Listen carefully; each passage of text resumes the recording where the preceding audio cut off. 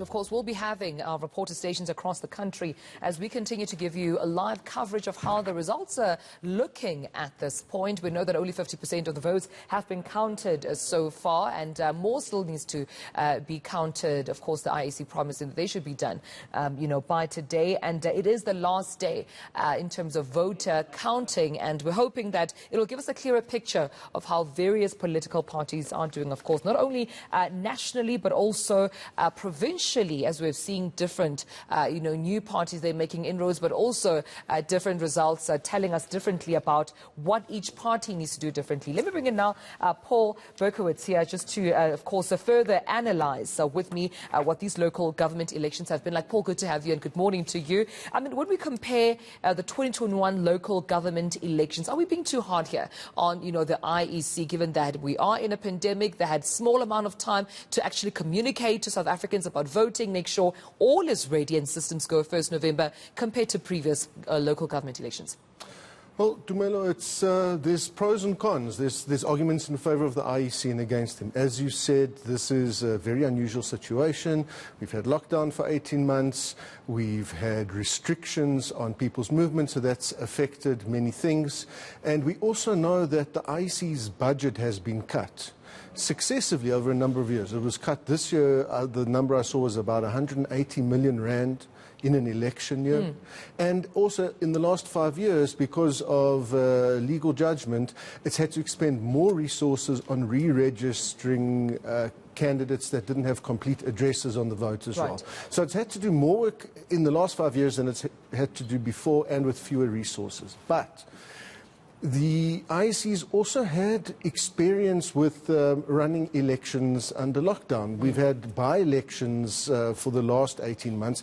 We've had by-elections delayed twice because of the first wave and then the second wave. So the IEC had more than some kind of idea of what to expect and what might happen. There should have been a contingency plan. And particularly in the last 3 to 6 months before this election, the behaviour was bizarre. The Municipal Commission was only, the report was only commissioned late. The results only came in late. There was a constitutional court challenge at the 11th hour.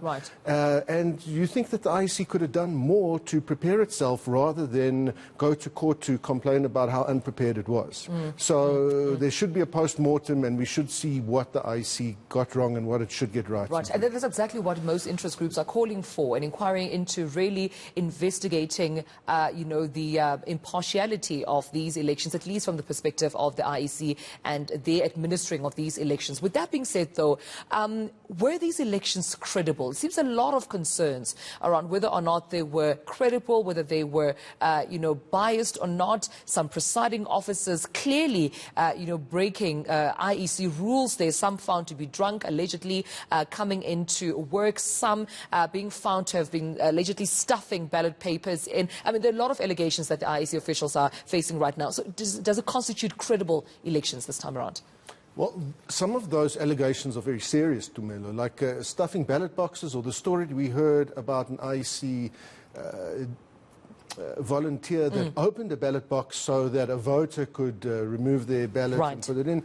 All those things are a no-no. And a lot of this has been blamed on the budget and the resource constraints of the IEC, that its volunteers were undertrained and underprepared. Now, we'll have to see what happens at the end of the election and which of these allegations stand and which don't. All right, Paul, I have to leave you there due to time, but I appreciate you coming in and talking to me about the local government elections 2021 and how they're looking so far, whether or not you would like some of your concerns addressed. Well, that will have to see post, obviously, election, whether some sort of an inquiry will go into checking if indeed the IEC did all it can to ensure that these elections were fair.